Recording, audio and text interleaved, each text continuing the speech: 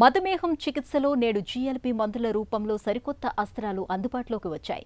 రక్తంలో గ్లూకోజ్ నియంత్రణ కన్నా మధుమేహంతో తలెత్తే గుండె జబ్బు, పక్షవాతం, కిడ్నీల వైఫల్యం, కాలేయ క్యాన్సర్ వంటి ముప్పు కారకాల్ని నివారించడమే తొలి ప్రాధాన్యంగా ఈ మందులు చేస్తాయి. ప్రపంచవ్యాప్తంగా ఇప్పుడిప్పుడే ప్రాధాన్యం పొందుతున్న ఈ జీఎల్పీ మందులతో కొన్ని దుష్ఫలితాలు కూడా ఉంటున్నట్లు అధ్యయనాల్లో తేలింది. మన భారతీయుల్లో జీఎల్పీ మందుల తాలూకు దుష్ఫలితాల తాకిడి ఎక్కువగా ఉంటోంది. ఈ నేపథ్యంలో జీఎల్పీ మందులతో కనిపిస్తున్న దుష్ఫలితాలు, వాటిని అధిగమించేందుకు తీసుకోవాల్సిన జాగ్రత్తల గురించి ఇప్పుడు తెలుసుకుందాం. డయాబెటీస్కి కొత్త మందులు గత 10-15 సంవత్సరాలుగా మనం అందరం వాడుతున్నాం. అంటే ఎక్సినటైడ్ అనే మందుతో మొదలుపెట్టి లిరాగ్లుటైడ్, డులాగ్లుటైడ్, ఈ మధ్యకాలంలో వచ్చినటువంటి సెమాగ్లుటైడ్, టిరిజెపటైడ్, ఇలాంటి మందులన్నీ కూడా మనకి బాగా అందుబాటులోకి వచ్చాయన్నమాట. ఇవన్నీ కూడా డయాబెటీస్లో బాగా ప్రయోజనకరంగా, ఎందుకంటే గ్లూకోజ్ తగ్గించడం అనేటువంటి ఏకైక ప్రధాన ఉద్దేశం కాకుండా గ్లూకోజ్తో పాటు కొలెస్ట్రాల్ని, రక్తపోటుని, ట్రైగ్లిజరైడ్స్ అనేటువంటి కొవ్వు పదార్థాన్ని, యూరిక్ యాసిడ్ని, ఈ ముప్పు కారకాలన్నింటినీ తగ్గించడానికి ఈ జీఎల్పీ మందులు బాగా పనిచేస్తున్నాయి. కాబట్టి డయాబెటీస్ ఉన్నవాళ్లే కాకుండా మన కార్డియాలజిస్టులు కానీ, నెఫ్రాలజిస్టులు, మూత్రపిండానికి సంబంధించిన సమస్యలు తగ్గించుకోవడానికి కూడా ఈ మందులు వాడుతున్నారు.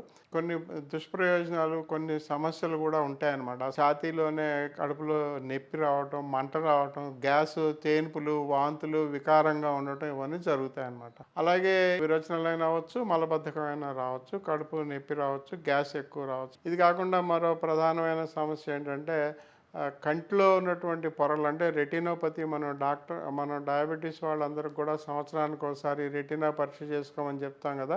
6 నెలలకు ఒకసారైనా చేసుకున్నట్లయితే ఇలాంటి కంటి వ్యాధులు వచ్చేటువంటి అవకాశం ఉన్నట్లయితే ముందుగానే తెలుసుకుని మనం ఈ మందులను తగ్గించుకోవటం కానీ, లేదా వాటికి ప్రత్యేకమైన కంటి చికిత్సలు చేసుకోవటం కానీ చేసుకోవచ్చు అన్నమాట. ఇది కాకుండా సీసెల్ ట్యూమర్ అని చెప్పి మనకి మిడిలరీ కార్సినోమా అంటాం, థైరాయిడ్లో వస్తుంది, థైరాయిడ్ గ్రంథిలో వస్తుంది. అది ఉందా లేదో తెలుసుకోవడానికి కాల్స్టోనిన్ అనే పరీక్ష చేసుకోవాలి. ఇది కూడా 6 నెలలకు ఒకసారి ఈ మందులు వాడే వాళ్ళంతా వేసుకున్నట్లయితే ఆ సీసెల్ ట్యూమర్లు రాకుండా నివారించుకోవడానికి, ఒకవేళ వచ్చినట్లయితే వాటికి తగిన చికిత్స చేసుకోవడానికి ఈ మెడులరీ సెల్ కార్సినోమా అన్నమాట, దాని గురించి కూడా తెలుసుకోవాలి.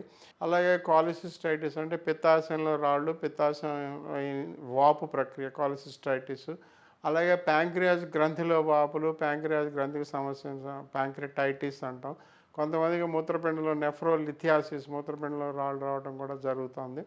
ఇలాగ చిన్న చిన్న సమస్యలు కొన్ని ఉన్నాయి. ఇవన్నీ కూడా మన ఆ మందు వాడటానికి ముందే అలాంటి సమస్యలు వచ్చేవాళ్ళు ఎవరైనా ఉన్నట్లయితే వాళ్ళకి ముందుగానే ఈ మందులు వాడొద్దని చెప్తారు. లేదా వాడినా కూడా 6 నెలలకు ఒకసారి అవసరమైనటువంటి పరీక్షలు అన్నీ చేసుకుంటూ ఇలాంటి సమస్యలు రావడానికి ముందే వాటిని గ్రహించి వాటిని నివారించుకోవటం, లేదా వాటికి తగిన చికిత్సలు చేయటం డాక్టర్లు చేస్తారు. కాబట్టి ఈ తీవ్రమైన సమస్యలు, ప్రాణాంతకమైన సమస్యలు ఉంటాయని చెప్పి భయపడి ఈ మందులు వేసుకోకుండా ఉండటం అనేది అవసరం లేదు.